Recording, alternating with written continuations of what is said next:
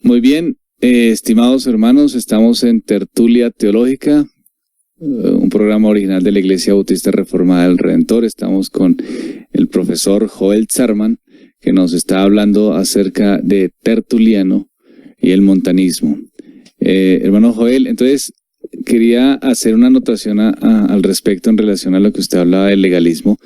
Y la cuestión es que es muy fácil caer por dos razones. Una, porque tenemos una tendencia natural a pagar. Es decir, necesitamos una penitencia de lo que hacemos. Y dos, porque lo digo como pastor, la gente a veces lo espera. Es decir, la gente le quisiera y sería feliz. Yo les digo a los hermanos, a veces la gente sería feliz si yo pusiera en la cartelera de la iglesia lo que sí se puede hacer y lo que no se puede hacer. Entonces las preguntas a veces son: ¿puedo tomarme un vino? ¿Puedo escuchar este tipo de música? Bueno, ¿qué me han hecho hasta la pregunta? ¿Qué grados en el alcohol tienen que haber? ¿Cuántos grados de alcohol?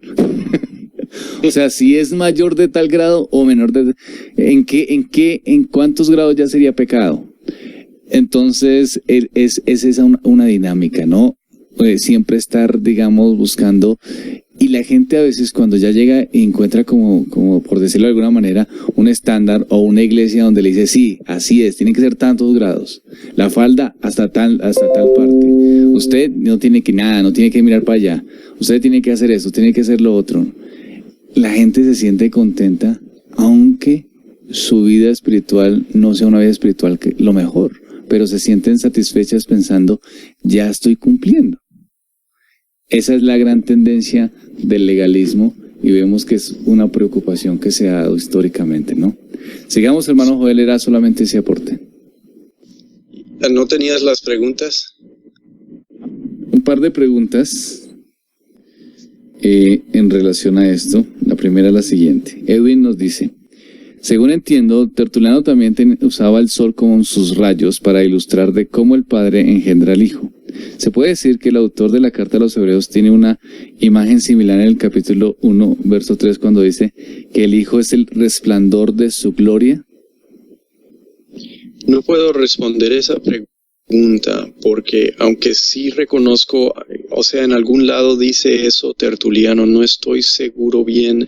No lo he leído recientemente, no lo recuerdo bien y no sé cómo responder pues coherentemente a la comparación y saber si sí lo está haciendo o no lo está haciendo. En la teología de Tertuliano, él afirma en alguno de sus escritos que el nombre de Dios es eterno, pero no el del Señor. Esto implica una inferioridad de la segunda persona de la Trinidad en la teología de Tertuliano.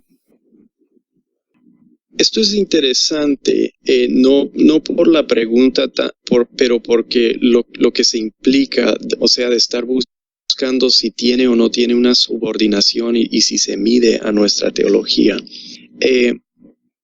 Uno de los problemas del historiador es querer medir las personas a través de nuestra teología sistemática desarrollada. Es como decir, digamos, una teología sistemática desarrollada es la institución de Calvino, ¿sí? Todos reconocemos que Calvino escribió buena teología. Entonces, es como si fuéramos a Tertuliano y le dijésemos, Tertuliano, ¿usted qué ha hecho para contribuir a la institución de Calvino? Pues dejaría muy confundido a Tertuliano. Él no tiene el contexto, no tiene el desarrollo de todos esos siglos. No es justo hacerle a él esa pregunta.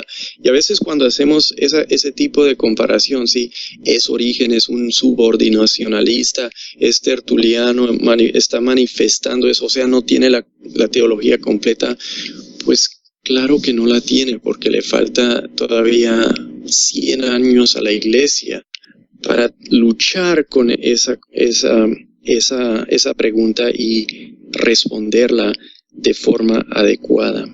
Puede que Tertuliano menciona a uno y simplemente porque no tiene ocasión no menciona al otro en la misma forma, no sé, no estoy seguro, pero ahí yo diría, para entender a Tertuliano, vamos a entender esto.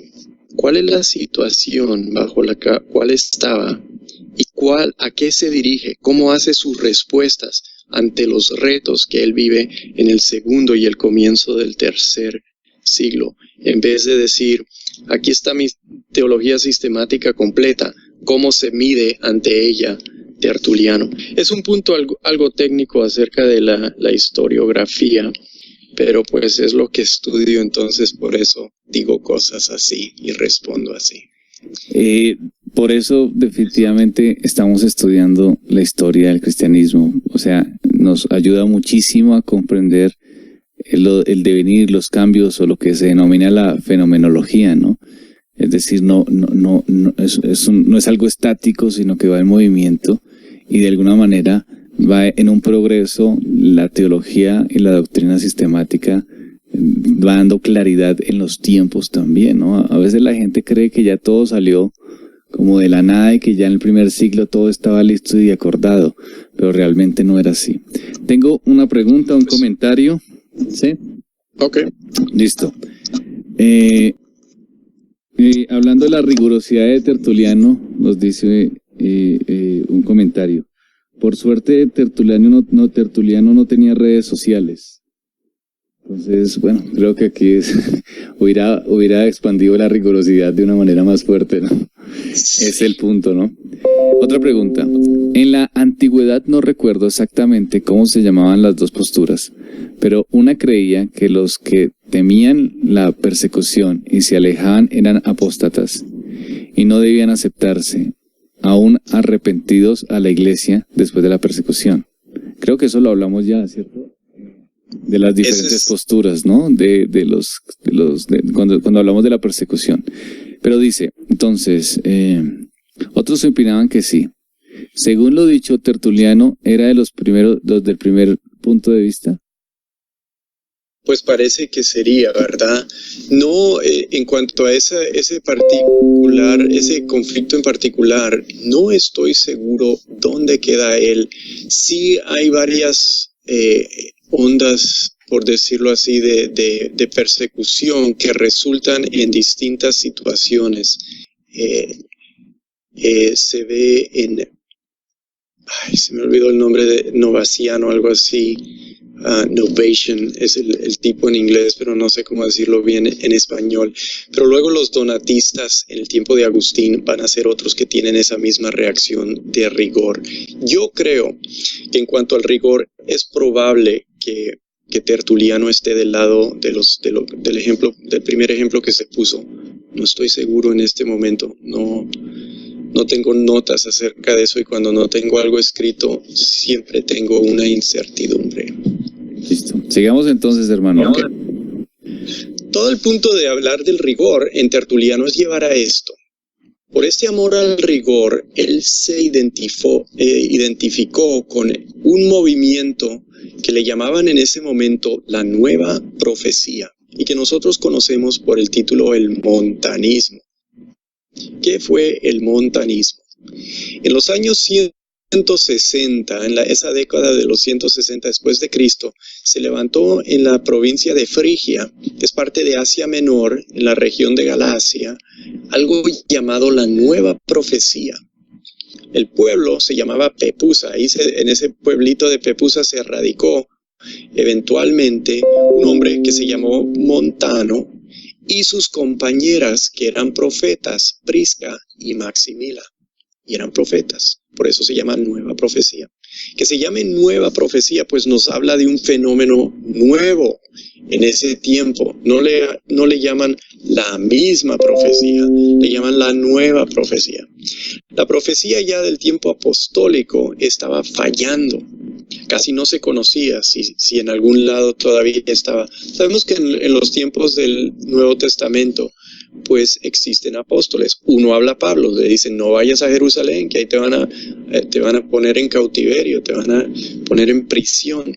Entonces en esta profecía de los tiempos neotestamentarios pues estaba fallando, ya casi no se daba y se levanta esta nueva profecía. Estos profetas se caían, tenían convulsiones, y hablaban con una voz distinta, o sea, se les cambia la voz, y no daban sus profecías diciendo, así dice Jehová, o así dice el Señor Jesús. No, hablaban directo, como si Dios, o sea, cuando se les cambia la voz, empieza a hablar Dios directo de ellos, teniendo sus convulsiones y echados en la tierra.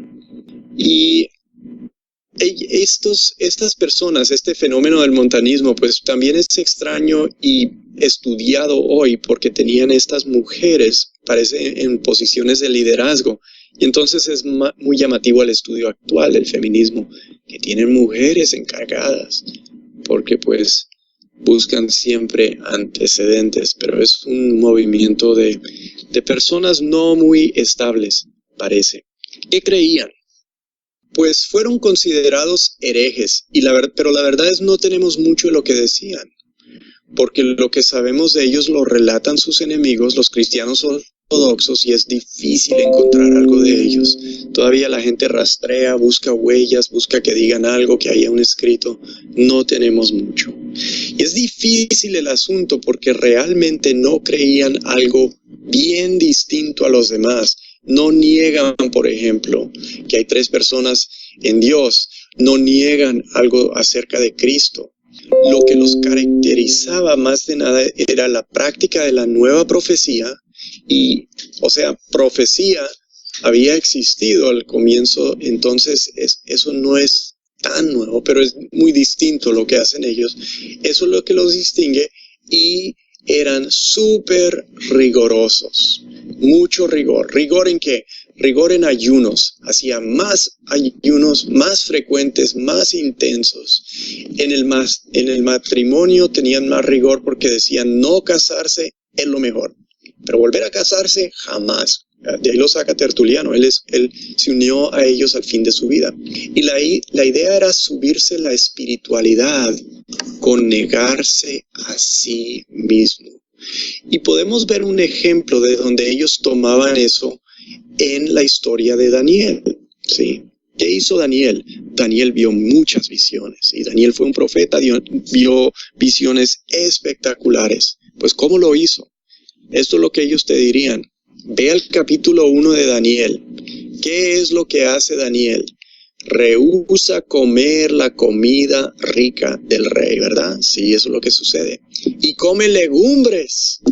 ¿Y qué pasa? Pues por hacer eso, por negarse a sí mismo, convivir con ese rigor, llega a una espiritualidad elevada y Dios le da todas estas visiones. Y este es el parecer del montanismo. Querían más y lo obtuvieron con la nueva profecía. ¿A dónde llegó el montanismo? Surgió en Asia Menor, llegó a Roma, donde causó confrontaciones y problemas, y radicó eventualmente pues, en Asia Menor, pero estuvo muy fuerte en África del Norte, porque ahí tuvo la protección de los poderes retóricos de las escrituras de Tertuliano. África del Norte, en general, vamos a ver que es un centro de fanatismo separatista. Ahí van a estar el donatismo en los días de San Agustín, y vamos a hablar de eso después. Y esos donatistas tuvieron también sus partes. Ellos fueron unos fanáticos que tuvieron otros más fanáticos a sus márgenes. En África del Norte es una sociedad que no comparte todos los niveles sociales de la cultura grecorromana, no tiene todos los beneficios, tiene mucha gente pobre y campesinos. Y ellos no se sienten a veces parte de los demás, es una parte aislada del imperio romano, menos integrado. Cuando Joel nos va explicando todo esto del montanismo, no dejo de pensar en los movimientos carismáticos actuales de revelación, de que la gente cae, que tiene convulsiones, que cambia su voz, que empiezan a hablar profecía, que empiezan, digamos, a tener figuras principales mujeres, que de hecho son profetas. Entonces, es algo como muy similar, ¿no? O sea, es una cosa parecida a lo que estamos viviendo hoy día. Se dio en ese tiempo, sí. pero creo que tenemos que reconocer que es muy parecido a lo que vivimos hoy en los movimientos carismáticos de nuestro tiempo, ¿no? o por lo menos los que tuvimos la experiencia de estar en iglesias carismáticas, veíamos personas revolcándose en el suelo, cambiando la voz y diciendo que hablan de parte de Dios y que tienen una señal nueva, que tienen una revelación nueva y que Dios está actuando de una manera especial y que va a conseguir un nuevo reino y que ya el apocalipsis viene. Bueno, todo esto, ahorita por ejemplo con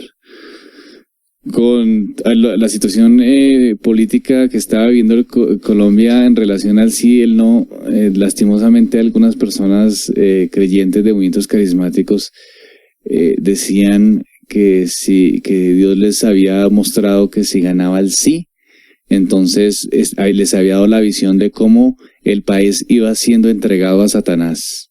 Como que nosotros, como una forma de regalo, escuché uno que decía como una profecía, como una forma de regalo, le estábamos dando el país a Satanás. Todo eso son cuestiones de visiones. En algún momento estábamos en alerta en Bogotá por la cuestión del terremoto y un pastor dijo, miren, yo oré y estaba orando y recibí la visión. Oré todo el día y la visión fue que las capas tectónicas se fueron acomodando mientras que yo iba orando. Entonces ya no me preocupen que ya no hay terremotos. Listo.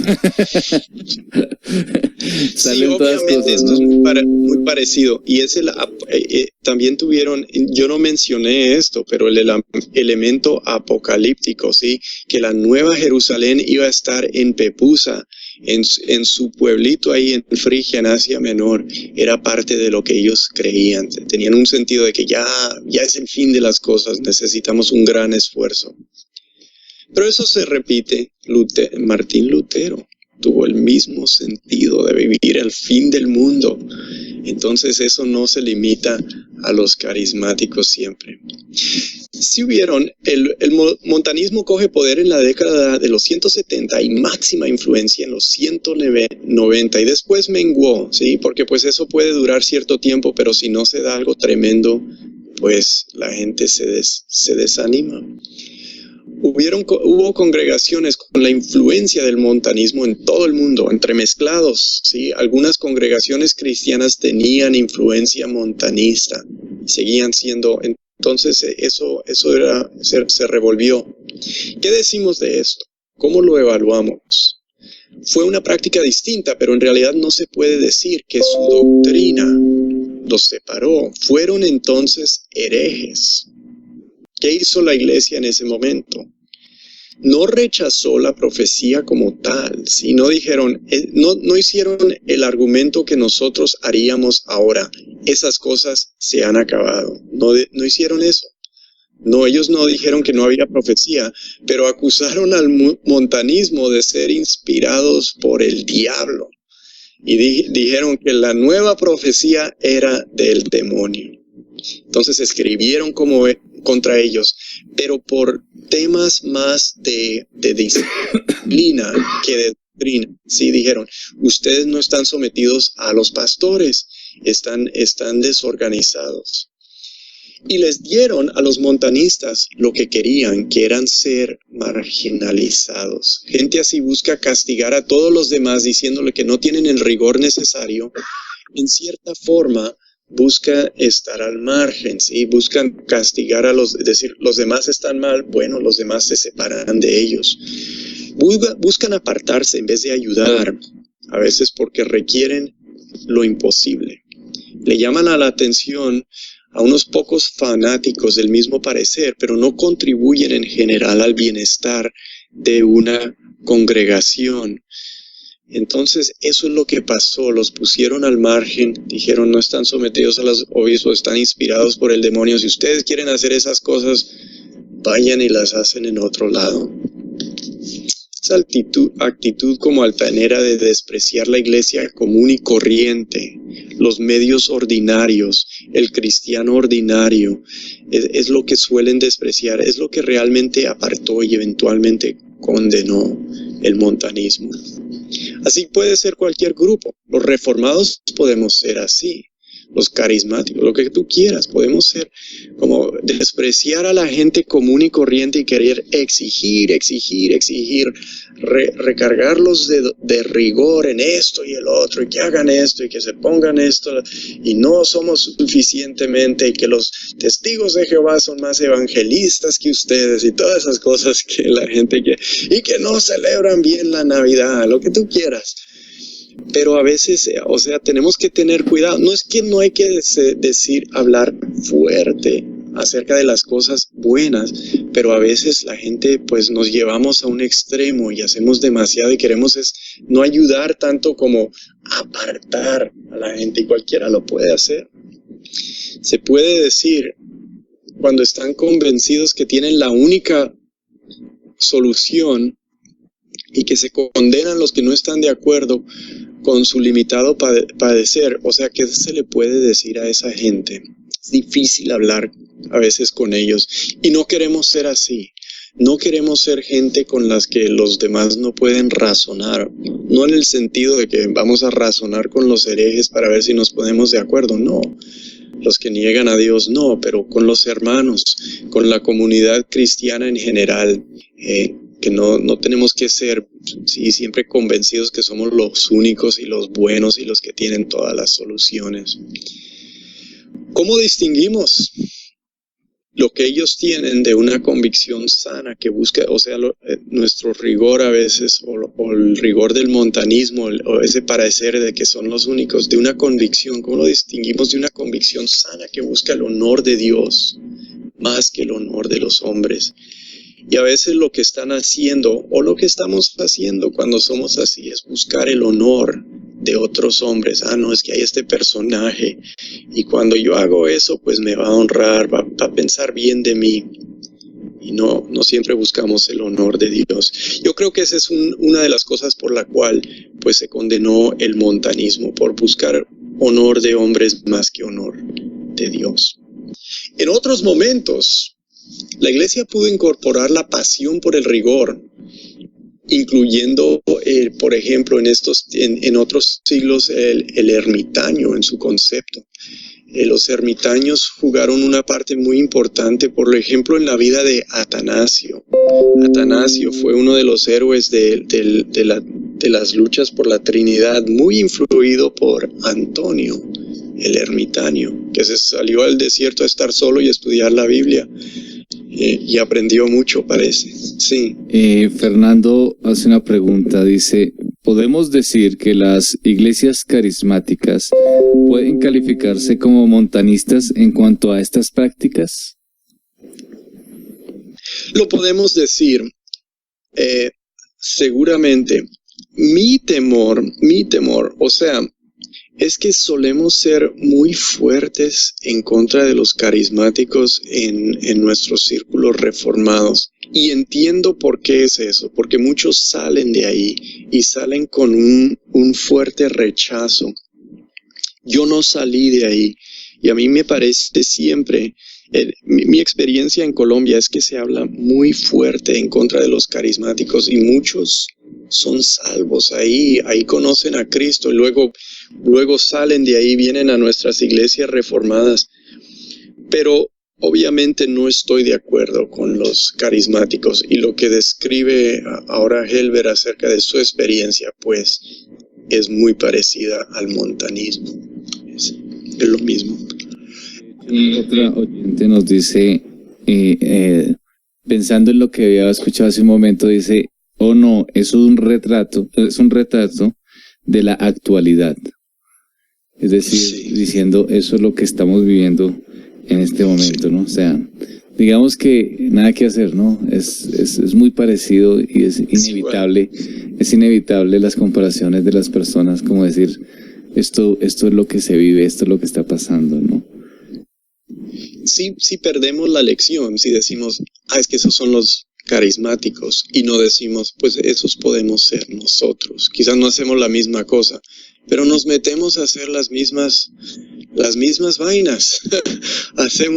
Decimos las cosas de nuestro parecer, pero en igual forma a veces. Y esa es la lección para nosotros, yo creo. a veces podemos hacer las cosas de una manera, como usted dijo hace un momento, un poco desequilibrada. Y ahí es donde hay un problema. Por eso buscar el equilibrio bíblico no es fácil realmente. A la luz de las Escrituras y con mucha humildad es que tenemos que ir reconociéndonos. Y la iglesia va avanzando a medida que va siendo humilde delante de las Escrituras. Nosotros o en la Reforma podemos tener el gran problema de sentirnos que tenemos la voz de autoridad para determinar cualquier cosa. A mí me impresiona a veces personas que hablan de todo tema, que no tienen una preparación, pero todo tema lo dicen. Es decir, dicen, la psicología, toda la psicología es mala por esto. Mire, esto es malo, esto es malo, esto es malo. Este dice una cosa mala, y todo lo que aprenden, lo aprenden de cosas pequeñitas o de comentarios de lo que vieron. La filosofía es mala porque esto es malo, esto es malo. En la política, mire, toca hacer esto y lo otro. O sea, ese es un gran temor que a veces tenemos como reformados, de creer que porque tenemos, digamos, unos parámetros bíblicos claros en cuanto a nuestra teología sistemática, tenemos la autoridad de hablar y determinar todo como la última palabra y decir lo que es correcto y lo que es incorrecto. Y eso, lo que usted decía, nos tiene que, digamos, eso es un desequilibrio. Tenemos que bajarnos con humildad delante del Señor, mirarnos a nosotros mismos, siempre regulándonos a la luz de las Escrituras. Sí, como decían Juan Bunyan, ¿no? Estar con la cabeza abajo para no estar pensando en caerme, ¿no? Muy bien dicho. Sí. Sí. Entonces, esa situación del montanismo me parece que es como la personalidad de Tertuliano. Tertuliano hizo mucho bien, escribió muy bien sobre la paciencia. Y escribió muy bien sobre la paciencia porque me parece que fue un hombre impaciente que realmente anhelaba la paciencia que Dios da y realmente admiraba la paciencia del Señor Jesucristo. Entonces hay mucho bien. Y muchos escritos de Tertuliano contienen buena enseñanza cristiana, pero nadie le llama San Tertuliano. Así ni los católicos no lo han hecho, no lo han vuelto un santo. No es San Tertuliano. Fue hereje. Pues la verdad no es tratado como uno, aunque se unió al montanismo, que sí se conoce como secta herética. Entonces, pues escribió mucho bien, está mezclado con sus cosas y su personalidad, pero la gente se debe animar a consultar algo de Tertuliano acerca de esto y el otro, y pues conocer cómo era en ese momento la iglesia.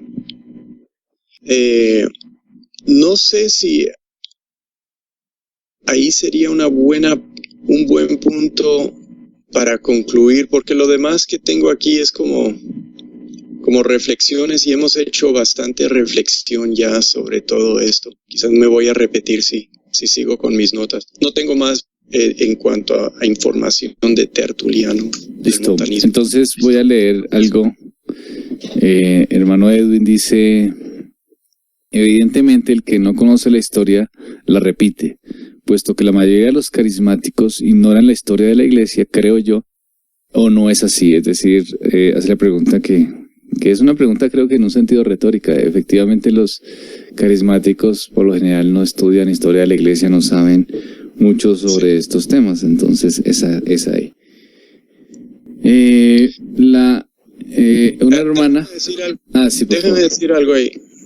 Es verdad. En mi contacto con gente que sale de movimiento carismático, pues no conoce mucho de la historia de la iglesia.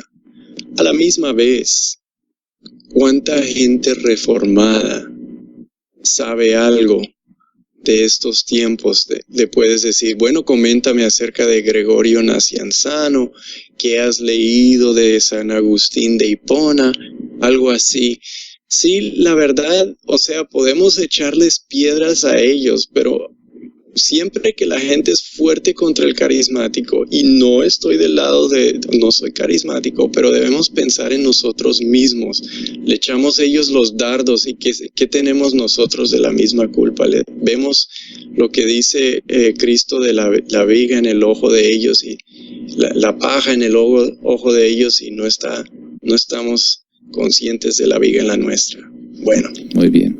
La hermana Marta dice que agradece lo que está aprendiendo, que es un problema genérico en la iglesia entonces, que es un problema de la iglesia a nivel general, y que en comprender estas cosas que sucedió en la época de Tertuliano, entonces, o sea, el desconocimiento, dice ella, pues según lo que estamos aprendiendo, puede ser un desconocimiento en algún sentido general, no solamente como enfocado a la iglesia carismática.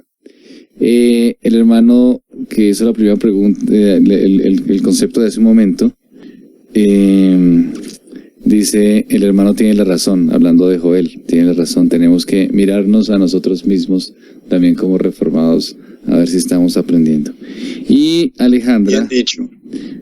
Alejandra nos dice que no entiende por qué solo escuchan himnos. Bueno, escuchamos himnos en la emisora porque los himnos son bonitos, pero a veces ponemos otro tipo de música. A veces ponemos música irlandesa, cristiana, y bueno, hay alguna variedad, ¿viste, Alejandra? Para que sigas escuchándonos. Fernando dice, gracias, dice, no debemos olvidarnos de nuestra responsabilidad, siguiendo a lo que viene diciendo Joel, no debemos olvidarnos de nuestra responsabilidad. ¿Listo? Listo, hermanos, entonces, amigos, hermanos, muchas gracias por su compañía, que el Señor los bendiga. Les recuerdo, tertulia teológica, mañana batalla por la pureza sexual con el hermano Frankie, los hermanos de Costa Rica, a las 8, el miércoles a las 6, con las hermanas de aquí de la Iglesia del Redentor, viendo leyendo un libro. El jueves en directo también con el diácono Rodolfo Barón, estudiando sobre la oración y orando. Entonces ahí tienen la programación de los programas en vivo y en directo. Gracias, hermano Joel, por estas buenas enseñanzas. Vemos buena participación hoy de los hermanos, ¿verdad? Y de los amigos. Sí. Gracias a todos los que comentan y preguntan, y aunque pues a veces respondo fuerte, pues quedo agradecido de que están participando. Muy bien, hermanos, que el Señor los bendiga. Un saludo.